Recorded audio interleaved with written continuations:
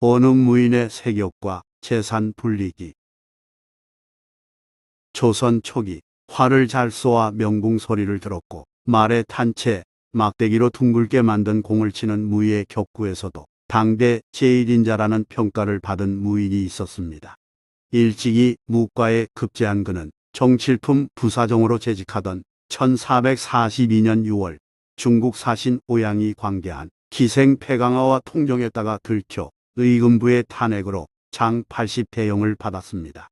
그렇지만 그는 반성하지 않았습니다. 사내가 여색을 밝히는 일은 당연하니 후회하지 않아.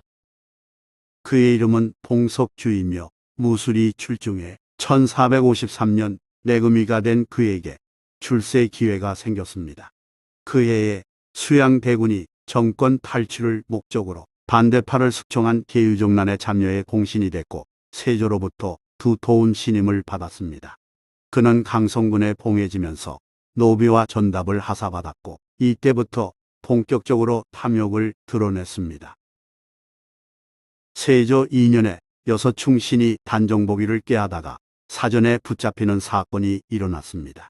박팽년, 성삼문, 유성원, 유웅부, 이계, 하의지, 이른바 사육신과 그 가족이 처형당하는 살육이 벌어지는 가운데 봉석주는 박팽년 형 박대년의 처해평 윤씨를 노비로 받았습니다. 봉석주는 윤씨의 뛰어난 미모에 반해서 첩으로 삼고자 했으나 한 가지 마음에 걸리는 일이 있었습니다. 감옥에 갇힌 박대년은 죽기 전 정강이의 피로써 글을 써서 서로 잊지 말고 사람으로서 부끄러운 짓을 하지 말자는 내용을 아내에게 보냈고 편지를 받은 아내 윤씨는 짧은 시로 화답했습니다. 그걸 아는 봉석주가 슬쩍 마음을 떠보았습니다. 죽은 남편의 혈서를 기억하는가? 그러자 윤씨는 옛일이라 잊었노라 대꾸하면서 남편과의 맹세를 저버리고 봉석주의 첩이 되었습니다. 봉석주는 세경만 탐한 것이 아니라 무력도 강해서 재산 늘리는 일에 몰두했습니다. 하루는 봉석주가 침장을 불렀습니다. 침장은 바늘 만드는 일을 업으로 삼는 장인을 가리키는 말이며 조선 초기 관아에서 통제하는 침장이 6명에 불과할 정도로 바늘 제작은 영세했고 그만큼 바늘이 귀했습니다. 자네 노고를 위로하고자 마련한 자리이니 마음껏 술과 안주를 즐기시게. 봉석주가 권하자 침장은 어리둥절한 표정을 짓다가 이내 에라 모르겠다 하는 심정으로 술을 마셨습니다.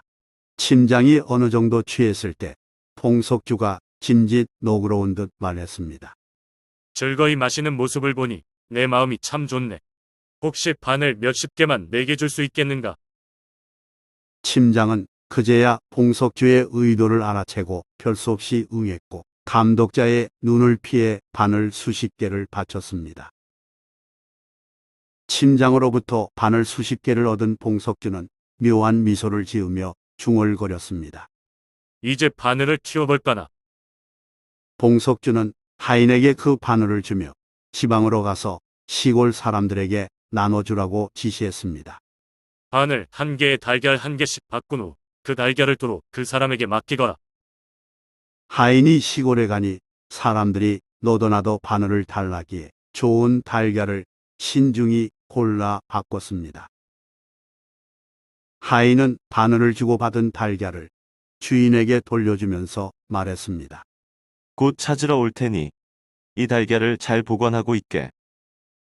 시골 사람들은 알았다고 답하며 귀한 바늘을 비교적 값싸게 얻은 일에 대해 좋아했습니다. 그렇지만 아니었습니다. 며칠 지나면 찾으러 올 줄 알았는데 한 달이 지나도 소식이 없었습니다. 그러다가 가을이 되어서야 그 하인이 나타나서는 맡긴 달걀을 찾았습니다. 일이 바빠 지금에야 왔네. 그 달걀은 어디에 있는가? 몇 달 전 달걀이 그대로 있을 리 없으니 달걀을 맡은 사람들은 꼼짝없이 닭을 내주어야 했습니다. 하인은 집집을 돌면서 가장 좋은 닭들을 골라 가져갔는데 이는 봉석주가 시킨 일이었습니다. 봉석주는 가을에 하인을 내려보내면서 실한 닭을 받아오고 만약 따르지 않는 자가 있다면 욕하고 때려주라고 명했습니다. 몇몇 농부가 억울하다며 고을 사또에게 하소연했으나 국왕을 뒷배로 둔 권세가의 일인데다 논리적으로 흠잡을 수 없기에 관여하지 못했습니다.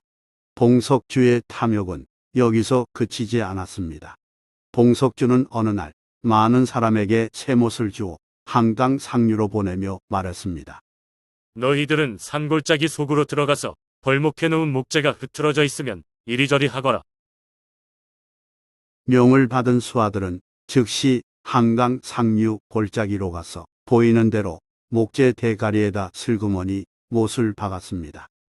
그걸 모르는 목재 주인이 뗏목을 만들어 흘려 경강에 닿게 했습니다.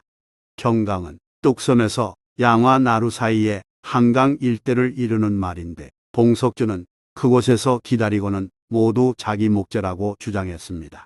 목재 주인과 실랑이가 벌어지면 봉석주는 선제 공격하듯 물었습니다. 내가 자꾸 내 것이라고 말하는데 무슨 표가 있느냐? 예상치 못한 질문에 목재 주인이 말문이 막혀 답을 하지 못하면 봉석주는 재빨리 당당하게 선언하듯 말했습니다. 우리는 목재 대가리마다 쇠못을 박아서 표시를 해두었느니라. 그 직후 실제로 조사해보면 과연 그러하므로 목재 주인은 더는 대항할 말이 없어서 물건을 고스란히 빼앗긴 예가 수없이 많았습니다. 그뿐만이 아니었습니다. 여름철을 맞아 나라에서 문무관리들에게 얼음을 나눠주는 일이 관례였는데 이때도 봉석주는 적극적으로 챙겼습니다. 어느 재상의 얼음을 대신 받으러 왔다고 말하고 받아오너라. 청렴한 재상 중에는 얼음을 타러 보낼 하인이 없어서 다 가지 못하는 이가 있었는데 봉석주가 그런 재상의 것까지 대신 타다가 시장에 팔아서 이익을 챙겼습니다. 욕심의 끝은 어디일까요?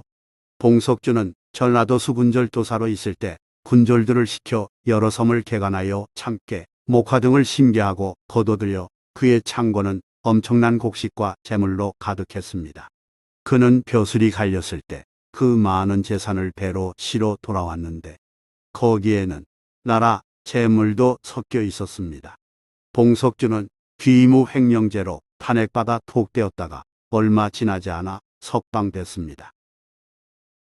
세조는 봉석주를 불러 엄히 꾸짖었습니다. 내가 가진 것이 부족한가? 불가에서 말하기를 삼독 중에 탐하는 마음이 첫머리에 있다. 라고 하는데 나는 내가 세운 공훈 때문에 내 죄를 부득이 용서하지만 대가는 반드시 용서하지 않을 것이니 너는 속히 복주하라. 이렇듯 세조가 감싸주면서 훈계했음에도 봉석주는 달라지지 않았습니다. 급기야 봉석주는 1464년 8월 울산에서 임자 없는 배를 차지한 이연선의 아내 윤씨 집에 사람을 보내 하인들을 때리고 그 배를 강제로 빼앗았습니다.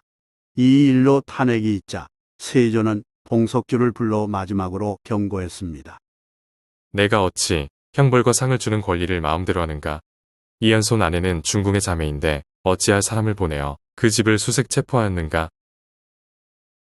그동안 여러 차례 탄핵이 있을 때마다 물리치고 봉석주를 보호해줬던 세조였건만 이번만큼은 정말 진노했습니다.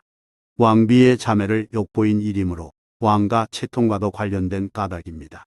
그런데 봉석주가 여전히 반성하는 태도를 보이지 않자 세조는 당일로 관직을 박탈했습니다. 위기를 느낀 봉석주는 1465년 김초의 최윤등과 용모를 꾀하다가 사전에 들킬까 두려워 자수했지만 처형됐습니다.